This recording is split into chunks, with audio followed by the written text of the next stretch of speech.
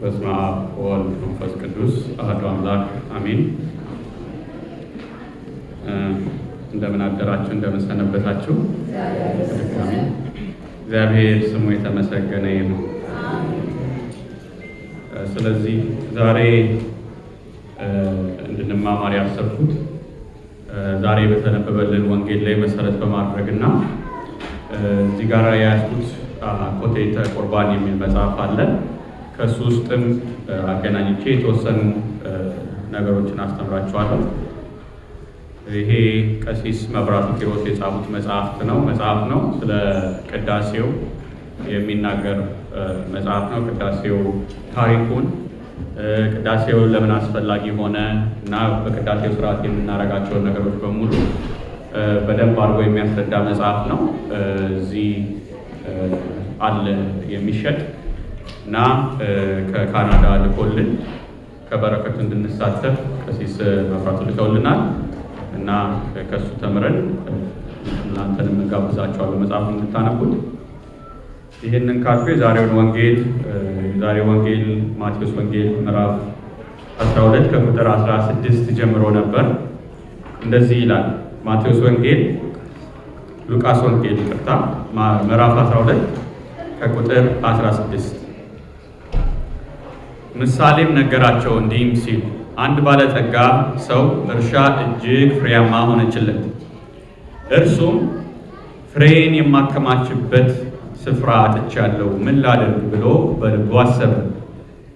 እንዲህ አደርጋለሁ፣ ጎተራዬን አፍርሼ ሌላ የሚበልጥ እሰራለሁ፣ በዚያም ፍሬን በረከቴን ሁሉ አከማቻለሁ። ነፍሴንም አንቺ ነፍሴ ለብዙ ዘመን የሚቀር ብዙ በረከት አለሽ፣ እረፊ፣ ብዪ፣ ጠጪ፣ ደስ ይበልሽ እላታለሁ አለ። እግዚአብሔር ግን አንተ ሰነፍ፣ በዚች ሌሊት ነፍስህን ከአንተ ሊወስዱት ይፈልጓታል፣ ይህስ የሰበሰብከው ለማን ይሆናል አለው። ለራሱ ገንዘብ የሚያከማች በእግዚአብሔርም ዘንድ ባለጠጋ ያልሆነ እንዲህ ነው ይላል። ለራሱ ገንዘብ የሚያከማች በእግዚአብሔር ዘንድም ባለጠጋ ያልሆነ እንዲህ ነው። እስቲ አብረን በለው። ለራሱ ገንዘብ የሚያከማች በእግዚአብሔር ዘንድም ባለጠጋ ያልሆነ እንዲህ ነው። አሁን በዚህ ዘመን ብንመጣ ምን ያህል ባለጠጋ ያልሆነ በእግዚአብሔር ዘንድ ገንዘቡ እንኳን ባይኖረው በልቡ ግን ገንዘብ ማከማቸት የሚፈልግ ብዙ አለ እና እንደዚህ አይነት ሰው በእግዚአብሔር ዘንድ ምንድነው አለ? ባለጠጋ አይደለም። ስለዚህ በእግዚአብሔር ዘንድ ባለጠጋ የሆነው ማን እንደሆነ በኋላ እናየዋለን ከአኮቴተ ቁርባኑ ጋር ማገናኝተን። ግን መጀመሪያ ታሪኩን ትንሽ እንየውና ምን ማድረግ እንደነበረበት ይህ ሰው፣ ከዛ በኋላ ወደ በእግዚአብሔር ዘንድ ባለጠጋ ወደሚለው እንገባለን ማለት ነው። በመጀመሪያ ይህ ሰው ፍሬያማ ሆነችለት። ስራ እየሰራ ፍሬው ምን ሆነችለት? ፍሬያማ ሆነችለት፣ በዛለት። ስለዚህ ሰውየው ለመሰብሰብ ብሎ ገንዘብ ለማከማቸት ብሎ ሊሆንም ላይሆንም ይችላል፣ አናውቅም። ግን በዚህም በዚያ ምን አለለት? በዛለት ይላል። ይሄ የበዛለትን ፍሬ ይህ ሰው ምን ማድረግ ይችል ነበር ብለን ለራሳችን እናስበው። ነገር ግን ያደረገው ምንድን ነበረ? ጎተራዬ አነሰኝ፣ ስለዚህ የበለጠ ትልቅ ጎተራ ስራና ያለኝን ፍሬ አከማችቼ ለብዙ ዘመናት ይሆንልኛል ብሎ ለራሱ ሲስገበገብ እናገኘዋለን። በእግዚአብሔር ዘንድ ግን ይህ ሰው ባለጠጋ ይሆን የነበረው የሚሰጥ ልብ ቢኖረው፣ ደግ የሆነ ልብ ቢኖረው፣ የተቸገሩ አሉ የሚል ልብ ቢኖረው ይህ ሰው በእግዚአብሔር ዘንድ ምንድን ነበር? ባለጠጋ ነበር። ፍቅር በውስጡ ቢኖር ኖሮ፣ የተራቡ አለ ብሎ ማሰብ ቢችል ኖሮ ይህ ሰው በእግዚአብሔር ዘንድ ባለጠጋ ነበር። ነገር ግን ለራሱ ማከማቸትን ስለመረጠ በእግዚአብሔር ዘንድ መናጢ ድሃ ሆነ ማለት ነው። ድሃ ሆነ ማለት። ስለዚህ እኛ ለድሆች ስንሰጥ፣ ለተቸገሩት ስንሰጥ በእግዚአብሔር ዘንድ ለእግዚአብሔር ምንድን ነን ማለት ነው? በእግዚአብሔር ዘንድ ባለጠጋ ነው ማለት ነው። ሁለተኛ ይሄ መጀመሪያው ስህተቱ ነው። ለሰው መስጠት ትቶ ለራሱ ማከማቸቱ ይሄ መጀመሪያው ስህተቱ። ይሄ በራሳችን ህይወት፣ በእኔም በራሴ ህይወት ምን ያህል ወደ ጎን ወደ ቸገረው ማየት ተስኖ ወደፊት ለኛ የዛሬ 10 ዓመት የዛሬ 15 ዓመት ምን ያህል እንደምናስብ እንድታዩ እንላለን። ጋብዛቸዋለሁ። እዚህ ጋራ እንኳን ለነገ ለዛሬ የሌለዋለን። እኛ ደግሞ ለመቼ ብለናል? ምንድነው ጌታ ያለው? ወንድምህን ምን እንደራስ አድርገህ። እሺ ወንድማችን እንደራሳችን ከወደድ ነው ለኔ የዛሬ ዓመት አስቀምጬ ለወንድሜ ግን ለዛሬ ከለክለዋለሁ? እንደዚህ ይሆናል? አይሆንም። ስለዚህ ይሄ መጀመሪያው ትልቁ ስህተት ራስ ወዳድነት እንደሆነ እናያለን። ሁለተኛው ደግሞ በጣም ትልቁ ስህተት እግዚአብሔርም የማይወደው ነገር ምንድነው? ምን አለ? አንቺ ነፍሴ ለብዙ ዘመን የሚቀር ብዙ በረከት አለሽ፣ እረፊ፣ ቢ ጠጪ፣ ደስ ይበልሽ አለ። አሁን ይህ ሰው በማን ላይ ነው እምነቱ ያለው? በምን ላይ ነው እምነቱ ያለው? በሀብቱ ላይ ነው፣ በሰበሰበው ላይ ነው፣ በጎተራው ላይ ነው።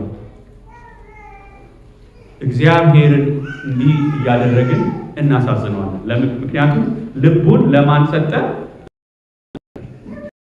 ላከማቸው ገንዘብ።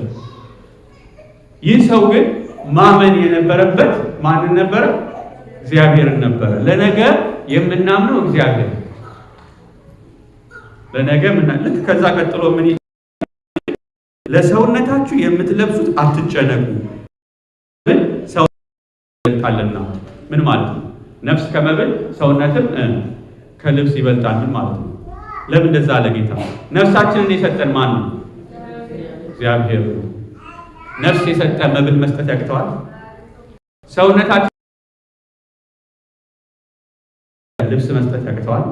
ስለዚህ የሚበልጠውን ከሰጠን የሚያንሰውን መስጠት ይችላል። የሰጠንን እግዚአብሔር እንመን እንጂ ባለን ባከማቸነው አንመን ይላል። ስለዚህ ወፎችን ተመልከቱ። ወፎች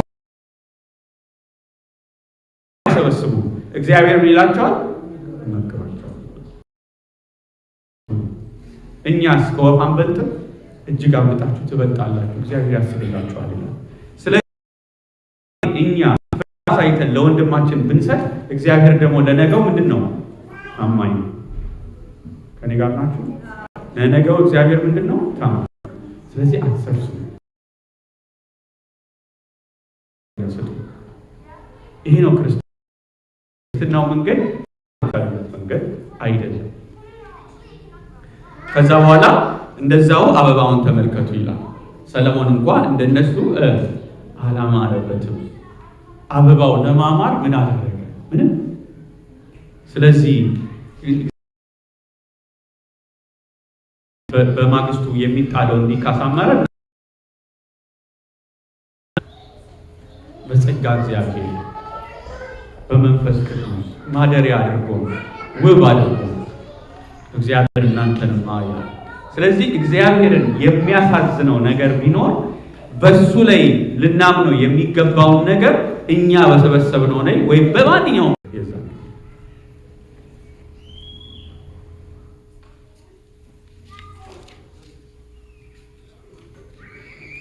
ይህን ካልን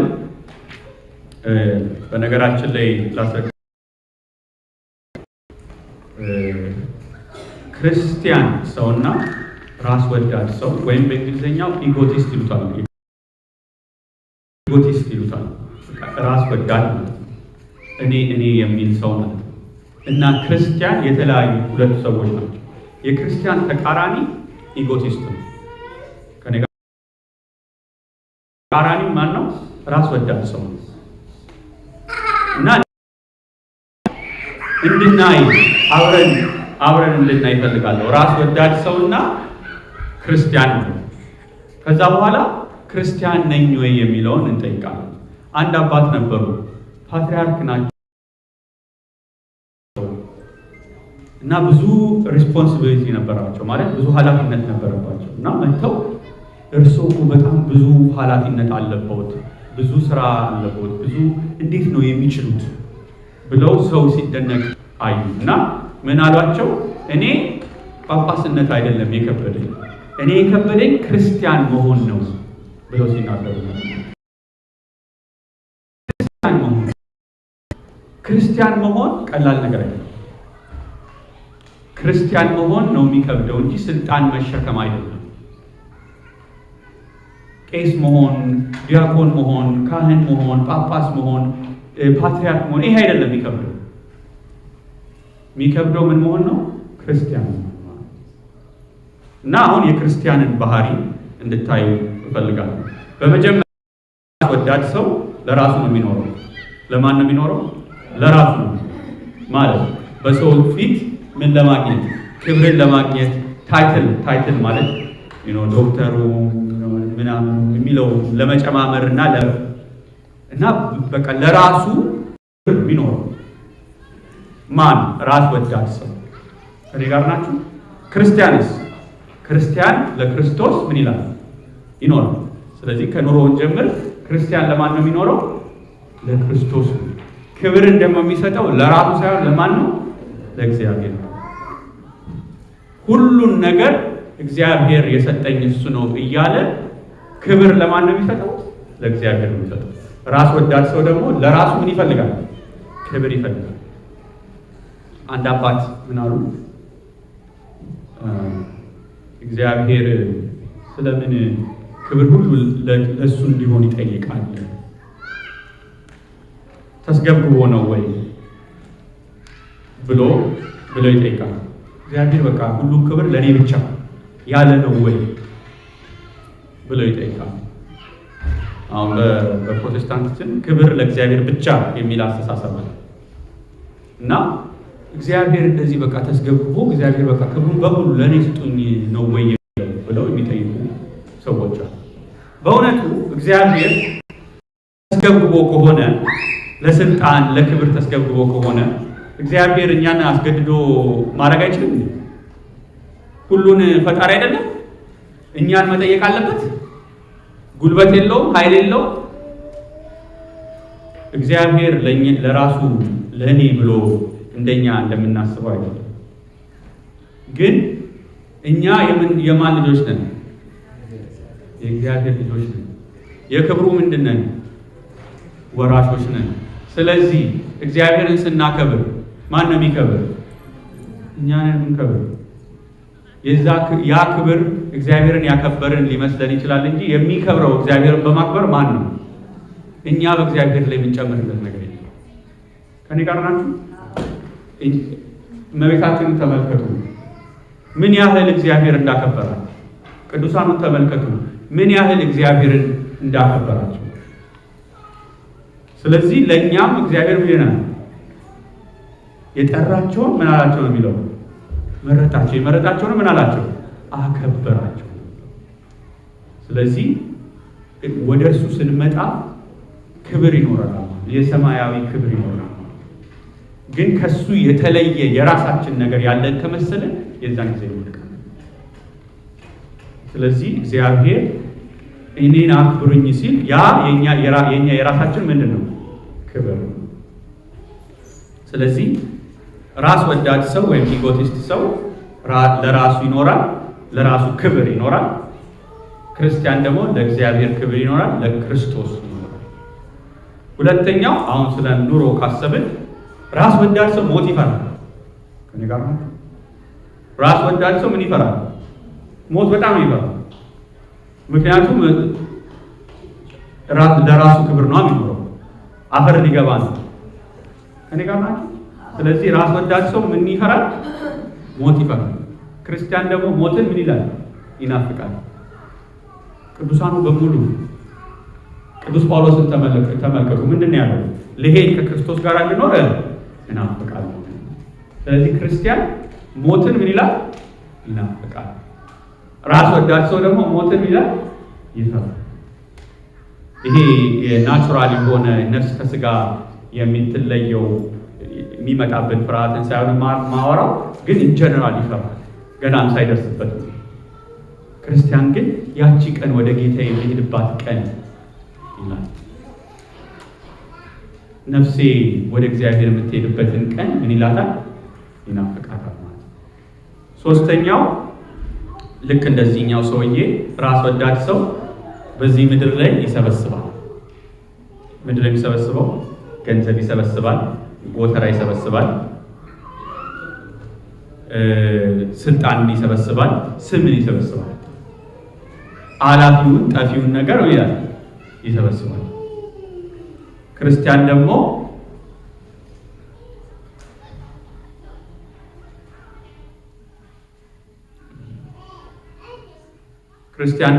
ምድራዊውን ነገር መሰብሰብ ሳይሆን የሚፈልገው እግዚአብሔርን ምን ይላል?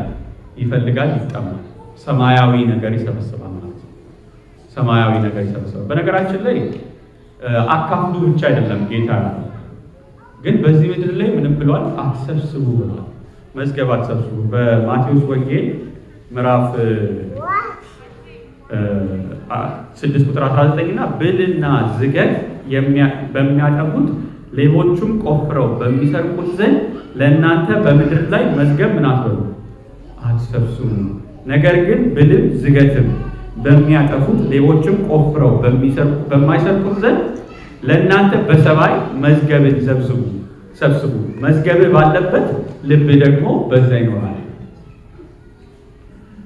ስለዚህ በምድር ላይ አትሰብስቡ ይላል። ይሄ ማለት ልጆቻችሁን አታሳድጉ ማለት አይደለም። ይሄ ማለት ቤት ኖሯችሁ ቤተሰብ አይኖራችሁ ማለት አይደለም። እነዚህ ነገሮች አስፈላጊ ስለሆነ እናደርጋቸዋለን። ግን በልባችን መዝገባችን እሱ ከሆነ ምንድነው ችግር ውስጥ ነው። ምን ሰበስበው ልባችን የሚሰበስበው እሱ ከሆነ ልባችንም እሱ ላይ ከሆነ ያው መዝገባችን እሱ ከሆነ ልባችንም ምን ላይ ይሆናል? እሱ ይሆናል። መዝገባችን እሱ ካልሆነ ግን በቂ ካገኘን በኋላ ልባችን መዝገባችን ጋር ነው። እኔ ጋር ናችሁ? መዝገባችን እሱ ከሆነ ልባችንም እዛ ነው። በዛ ማወቅ ትችላላችሁ። ልባችሁ እዛ ጋር ከሆነ መዝገብ እዛ ነው ማለት ነው። ልብህ ግን ሰማይ ከሆነ ልብህ ግን ጸሎት ላይ ከሆነ ልብህ ግን ንስሐ ላይ ከሆነ ልባችን መንፈሳዊ ነገር ላይ ከሆነ መዝገባችን የት ነው ማለት ነው? መንፈሳዊ ነገር ላይ። ስለዚህ ከሚያስፈልገን ሰውን ከመርዳት ለሰው ከመስጠት ለቤተሰባችን ከሚያስፈልገን በላይ በቃ እሱን ለመሰብሰብ የምንስገበገብ ከሆነ ልባችን በምን ተይዟል ማለት ነው? በዛ ነገር ተይዟል። ስለዚህ ሰብስቡ የተባልነው ምድራዊው ሳይሆን ምኑ ነው? ሰማያዊ። ለድሃ ብትሰጥ ያን ገንዘብ ከምታስቀምጡ ለድሃ ብትሰጥ በሰማይ ምን ይኖራል ብሏል ጌታ ተናግሯል? መዝገብ ይኖራል ተብሎ ተጽፏል ማለት ነው። ሶስተኛው ራስ ወዳድ ሰው የሰውን ውዳሴ ይፈልጋል። ከንቱ ውዳሴ ይፈልጋል። ሰው ሲያወድሰው ይወዳል። ሰው የማያወድ ሰው ከሆነ አይፈልግም። ይሄ ኢጎቲስት ነው። ምስጋና ይፈልጋል። ራስ ወዳድ በጣም ደካማ ሰው በነገራችን ላይ ምስጋና የሚፈልግ ሰው። እግዚአብሔርን ለማገልገል ካልተመሰገነ ማገልገል የማይችል ሰው ምንድን ነው? ደካማ። ጠንካራ ሰው ደግሞ እየተሰደበ ጌታ እኮ ምንድን ያለው? ሂዱ አስተምሩ፣ ከዛ በኋላ ትመሰገናላችሁ ብሏል። ትሰደባላችሁ ነው፣ ትሰደዳላችሁ ነው፣ ትጠላላችሁ ነው። እና ያንን ተሸክሞ የሚያገለግል ሰው ያ ምንድን ነው? ጠንካራ። ግን እኔ ብዙ ጊዜ እናያለን። እዚህ አንድ ሰው ለማገልገል ይመጣና ትንሽ እንቅፋት ሲደርስበት ምን ይላል? በቃ ዝርግፍ አድርጎ ይተዋል። መከራ መቀበል ይፈልጋል። ምስጋና ይፈልጋል። ከኔ ጋር ናችሁ? ጠንካራ ሰው ግን ብርቱ ሰው ግን ክርስቲያን ግን እንኳን ሳይመሰገን እየተሰደበ እንኳን ምን ይላል? ያገለግላል። ስለዚህ ራስ ወዳድ ሰው ምን ይፈልጋል? ምስጋና ይፈልጋል። ክርስቲያን እግዚአብሔርን ማስደሰት ይፈልጋል። እግዚአብሔርን ምን ማለት ይፈልጋል? ደስ ማሰኘት። የሚመራው ይሄ ነው። እግዚአብሔርን ደስ ላሰኘው ብሎ ነው የሚመጣው። ሲያገለግልም ሲሰራ ሲደክምም እንትና አመሰገነኝ እንትና ሰደበኝ እንትና እንትን ሳይሆን እግዚአብሔር ምን ብሎታል? ደስ ብሎታል ወይ ደስ አላለውም ብሎ ክርስቲያን የሚሰራው የህይወቱ ዓላማ እግዚአብሔርን ምን ማለት ነው? ማስደሰት ነው። ክርስቲያን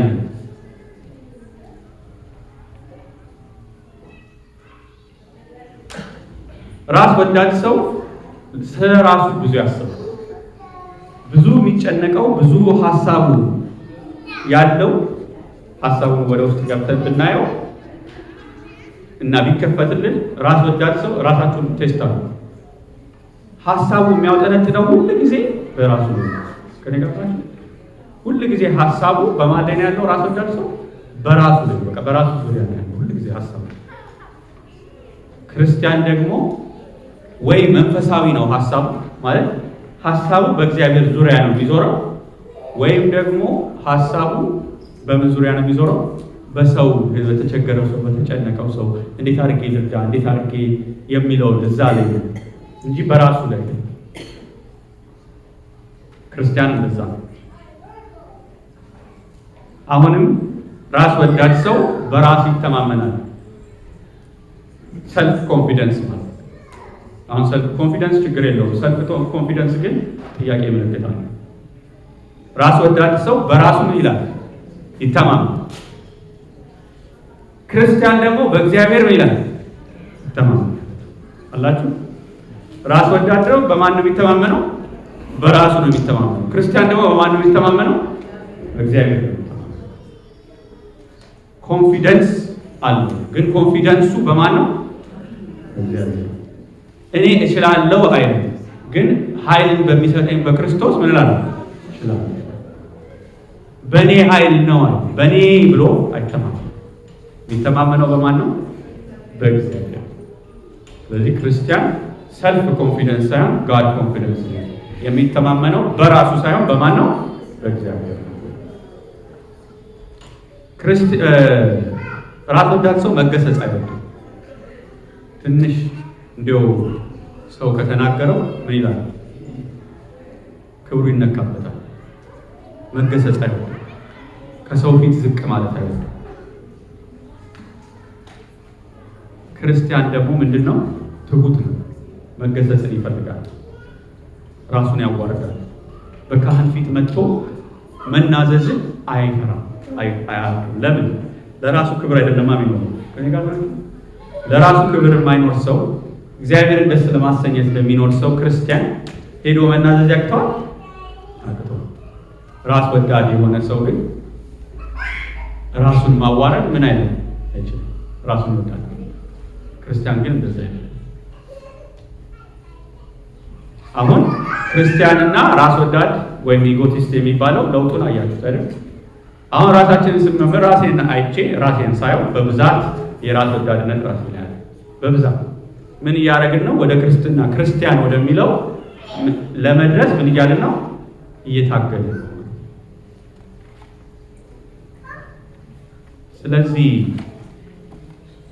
ጥያቄው በእውነት እኛ ታግለን እኛ ለፍተን እኛ ደክመን ወደ ክርስትና ክርስቲያን ወደሚለው ወደዛ ትሁት ወደዛ ፍቅር ወደዛ ለራሱ ለማይሰበስብ ሐሳቡ በራሱ ዙሪያ ያልሆነ መሆን የምንችል ይመስላችኋል?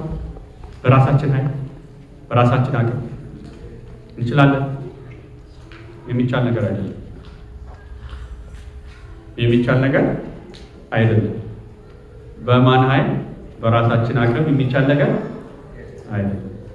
ግን በእግዚአብሔር ኃይል ግን ምን ሁሉ ነገር ይቻላል።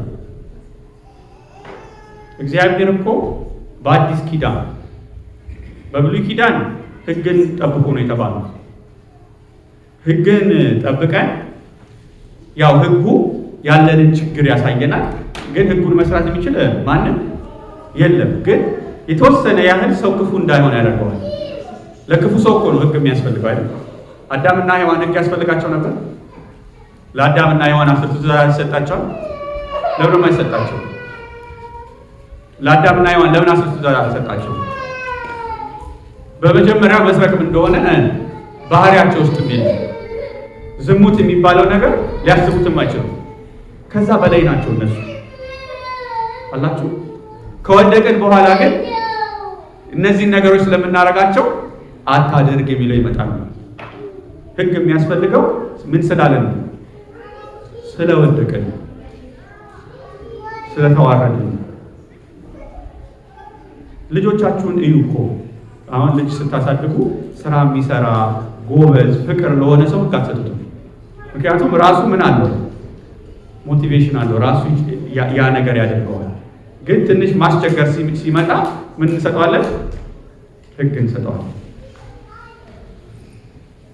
በአዲስ ኪዳን ግን እግዚአብሔር ሊያደርግ ከኛ ጋር ያሰበው እሱ ራሱ በእኛ ሳይሆን እሱ ራሱ ሊቀድሰን አላችሁ።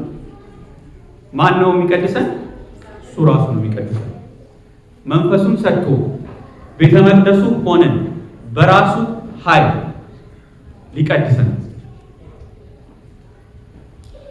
በእግዚአብሔር ኃይል ማለት። እኛ ግን ይህን ማለት ምን አንችልም። ለዛ ነው በጸጋ እንጂ በራሳችን ኃይል አይደለም የሚባለው። በማን ኃይል ነው? በእግዚአብሔር ኃይል። በጸጋ ነው የዳነው ማለት የእግዚአብሔር ጸጋ ነው። በአንደኛ ደረጃ ክርስቶስ መስቀል ላይ ተሰቅሎ እሱ በሰራው ስራ ነው ይሁን ሊሆን። ሁለተኛ ደረጃ ደግሞ በጸጋው ነው ከዛ ከጨለማው ከዛ ከራስ ወዳድነት ወደ ክርስትናው የመጣው የሚል አላችሁ። ስለዚህ በራሳችን ኃይል አይቻልም፣ በእግዚአብሔር ጸጋ ግን ምን ማለት ይቻላል? ይቻላል። አሁን ጥያቄው ጸጋውን ለማግኘት እንዴት የሚል ጸጋውን እንዴት ብለን እናገኝ? አሁን ወደ መጽሐፉ ገባለሁ። የጸጋ ፏፏቴ ይሉታል አባቶቻችን። ቅዱስ ቁርባን ቅዱስ ቁርባን በልተነው ጠጥተነው ሊፈውሰን፣ ሊያድነን፣ ሕይወትን ሊሰጠን፣ ጸጋን ሊያበዛልን፣ የእግዚአብሔር ጸጋ ወደኛ ሊያመጣልን ቅዱስ ቁርባን። የቅዳሴውም ዓላማ ምን ቀድሰው በመጨረሻ ላይ ህዝቡን ምን ለማለት ነው? ለማቆረብ፣ የክርስቶስን ስጋና ደም ለማብላትና ለማጠጣት። ስለዚህ ክርስቶስ በመስቀል ላይ ተሰቅሎ ብሉኝ ጠጡኝ አለ። ይሄንን ብሉ ሕይወት ይሆንላችኋል፣ እኔ በእናንተ ውስጥ እሆናለሁ፣ እናንተም በእኔ ውስጥ ትሆናላችሁ፣ ያለ እኔ ሕይወት የላችሁም፣ ካልበላችሁ ካልጠጣችሁ የዘላለም ሕይወት ምን የላችሁም ብሎ የላችሁም ብሎ ነው የሄደው። ባርኮ ይሄ ስጋዬ ነው፣ ይሄ ደግሞ ለአዲስ ኪዳን የፈሰሰ ምኔ ነው ደሜ ነው ብሎ ብሉ ጠጡ ሕይወትን ታገኛላችሁ ብሎ ነው የሄደው።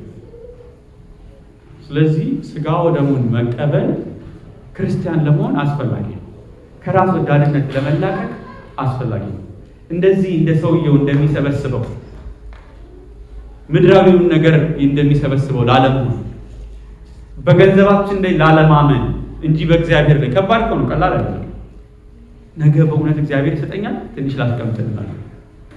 ከባድ ነው፣ ቀላል ነገር አይደለም። ስለዚህ ያንን ለማድረግ ምን መቀበል መቻል አለብን? ስጋው ደግሞ መቀበል መቻል። ክርስቶስ በውስጣችን ሊሆን ያስፈልገዋል፣ ሊፈውሰን ያስፈልጋል። እና ይሄ ነው ማለት ነው። እና አሁን የሚገባው ምንድን ነው? የቅዱስ ቁርባን የሚገኝ ሀብት በሚል የተናገሩበት ክፍል አለ በመጽሐፍ ውስጥ። እነዛን ነው የምናገራቸው ማለት ነው። የመጀመሪያው ከቅዱስ ቁርባን የሚገኝ ሀብት ተብሎ የተጻፈልን ክርስቶስ በእኛ ውስጥ የሚል ክርስቶስ በማ ውስጥ በእኛ ውስጥ የሚል ጌታ እኮ ምን አለ? ይህንን ዓለም ምን አትሉትም? ማን ነው በዚህ ዓለም ሳላችሁ ምን አለባችሁ ብሏል? መከራ አለባችሁ። ይሄ ዓለም ተጋድሎ ነው። ይሄ ዓለም ተጋድሎ ነው። እረፍት፣ እውነተኛው እረፍት የሚመጣው ይሄ ዓለም ካለፈ በኋላ ነው። አብሮት ደግሞ በነገራችን ላይ አብሮት በሰማይ ያለ ላለን ክብር ያለን ጊዜ ይቋረጣል። በሰማይ ያለን የሚወሰነው በዚህ ምድር ላይ ባደረግነው ነገር ስለሆነ ማለት ነው። ልክ ይሄ ዓለምን አልፈንትተን ስንሄድ ለሚቀጥለው ዓለም ላለን ለክብራችን መሰብሰብ ጊዜው ያበቃለታል። ስለዚህ አሁን ያላችሁን ጊዜያችሁን መንፈሳዊ በመሆን ተጠቀሙበት። ግን በዚህ ዓለም ሳላችሁ ምን አላችሁ ብሏል? መከራ አለባችሁ ብሏል። ግን ይሄንን ዓለም እኔ ምን ብየዋለሁ? አሸንፌዋለሁ። ስለዚህ ክርስቶስ በእኛ ውስጥ ከሆነ በእኛ ውስጥ ሆኖ ይሄንን ዓለም ምን ይለናል ማለት ነው? ያሸንፈናል። ይሄ ማለት እሱ አድርጎልኛል ስለዚህ እኔ ምን ማድረግ የለብኝም ማለት አይደለም። ግን በውስጣችን ሆነ ፈቃዳችንን ሰጠን በእኛ ውስጥ ሲሆን ማየት ነው። በማን ኃይል? በክርስቶስ ኃይል። ስለዚህ ክርስቶስ ስጋው ደግሞ ስንቀበል ክርስቶስ በእኛ ውስጥ ይሆናል። ስለዚህ ክርስቶስ በእኛ ውስጥ የመጀመሪያው ይሄ። ሁለተኛው ጥቅሙ የኃጢአት ስርየት። ኃጢአት ሁሉ በጌታችን በኢየሱስ ክርስቶስ ስጋና በደም ይሰረያል። ስለዚህ ስጋውን ስንጠጣ ስጋውን ስንበላ ምን እናገኛለን ማለት ነው? የኃጢአት ስርየት እናገኛለን። ሶስተኛው የአማንያን ህብረት አንድ የሚያደርገን። እስቲ ልጠይቃችሁ፣ አሁን በፕሮቴስታንት ተዋል ክርስትናው ስንት ቦታ እንደተከፋፈለ ታውቃላችሁ? በሺህ የሚቆጠሩ ነን። እኛ ደግሞ 1000 ዓመት ቆይተን እስከ ዛሬ ድረስ በሺህ አልተከፋፈልንም። ገና አንድ አድርጎ የሚይዝ ነገር አለ። እንዳንከፋፈል የሆነ የሚይዘን ነገር አለ። ይሄ ምን እንደሆነ ታውቃላችሁ? ቅዱስ ቁርባን። ቅዱስ ቁርባን አንድ የማድረግ ባህሪ ስላለው እና ለብዙ ዘመናት ቤተክርስቲያን በሺህ ቦታ ሳትከፋፈል ግን በኋላ ቅዱስ ቁርባን ከተካደ በኋላ ግን በብዙ መዓት ቦታ ሲከፋፈል እና አንድ የማድረግ ኃይል አለው ቅዱስ ቁርባን። እኔ ጋር ናችሁ? ቅዱስ ቁርባንን አንደርስቲሜት አናደርገው። በጣም ትልቅ ሀብት ነው። በጣም ትልቅ ሀብት ነው። አራተኛው ክርስቶስን የመሰለ ህይወት እናገኛለን። ክርስቶስ በእኛ ውስጥ ስለሚሆን ቅድም እንዳልኩት ክርስቶስን የመሰለ ህይወት እናገኛለን ይላል።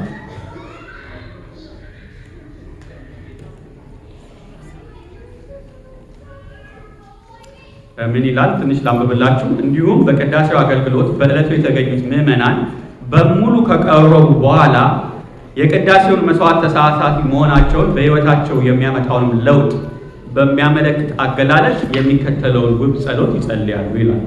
አቤቱ ጌታዬና አምላኬ፣ መንጋህን የወደድክ ቸር ጠባቂ፣ ለበጎችህ ቤዛ ሰውነትን የሰጠ ይህ የተቀበልኩት ስጋህና ደምህ ስጋዬንና ነፍሴን እንዳያስነቅፍና እንዳያሳድፍ እለምንሃለሁ ማልዳለሁ። ፈጽሞ የሚያድነኝ አንተን መፍራትንም የሚያስረዳኝ እና ፍቅርህንም የሚያስተምረኝ ይሁን እንጂ በህይወቴ ዘመን ሁሉ ለአንተ አደላ ዘንድ ያለማቋረጥ አመሰግንህ ዘንድ አቤቱ ነፍሴን አንጻት፣ ለአንተ መስዋዕት ትሆን ዘንድ ዳግመኛም አጥራት። ልቦናዬንም እንዲድን መንፈስ ቅዱስ እንዲያድርበትና እንዲመላበት አድርገው። ስጋህንና ደምህን አምኜ ተቀብያለሁና ከካህናቱም እጅ ተቀብዬ በላሁ። ለአንተ ምስጋና ይገባል ለዘላለሙ አሜን ይላል። ስለዚህ ምንድነው የሚለው?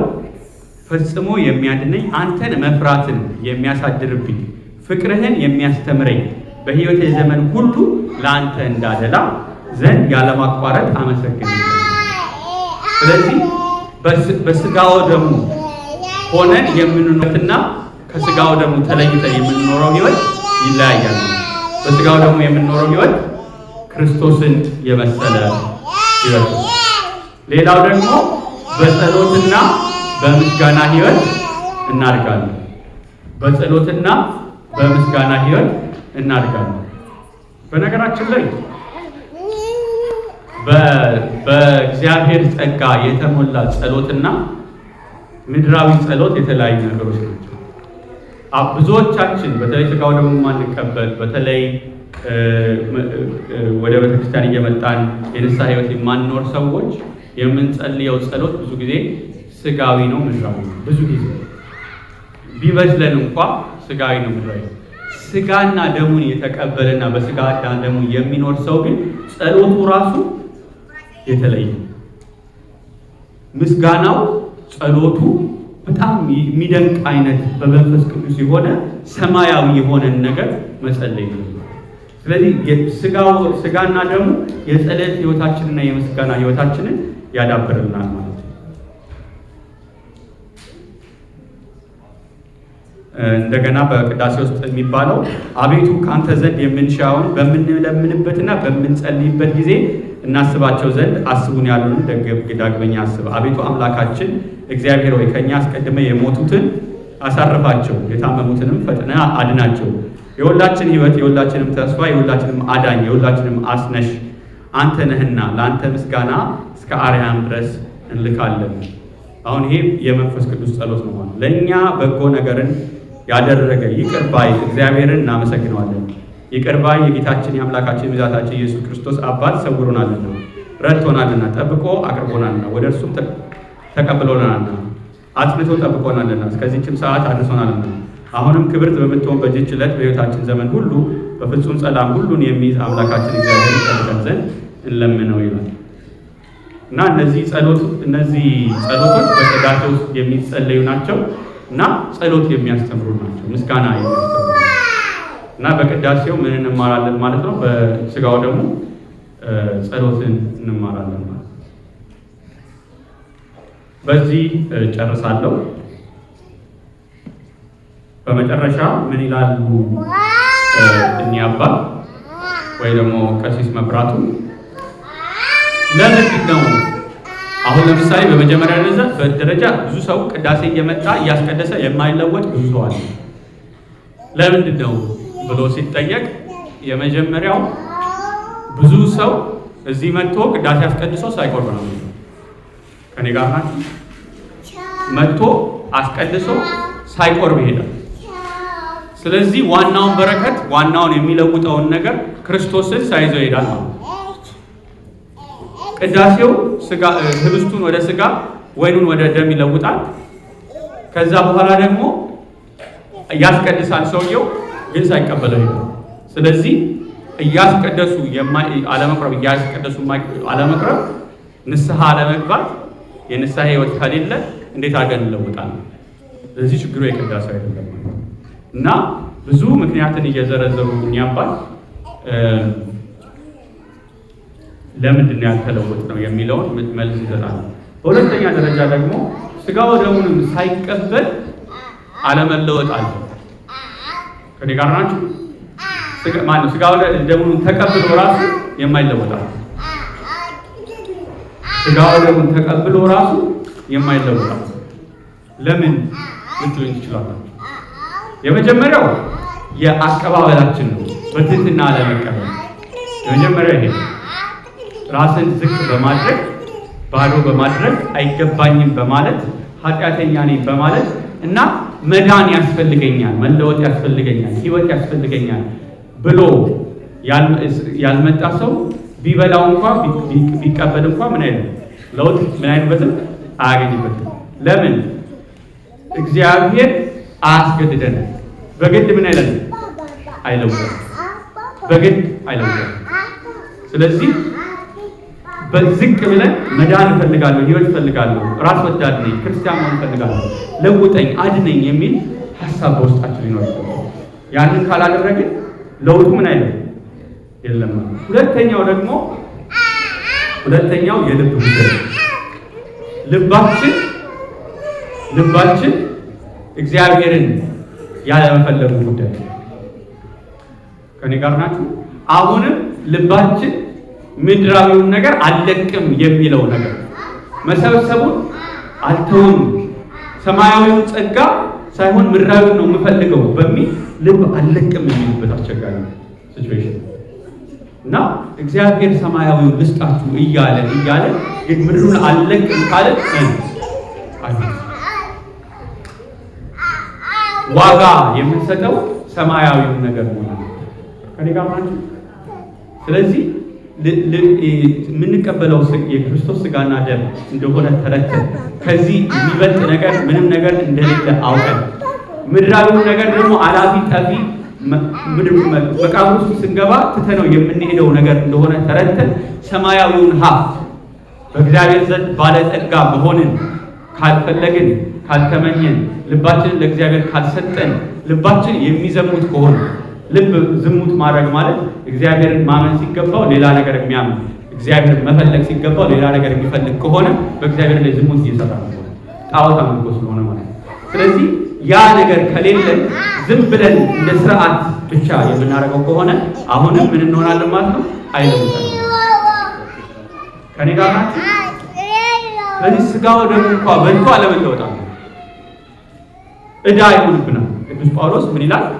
የስጋና የደሙ ዕዳ አለባችሁ ይላል። ምን ማለት ነው?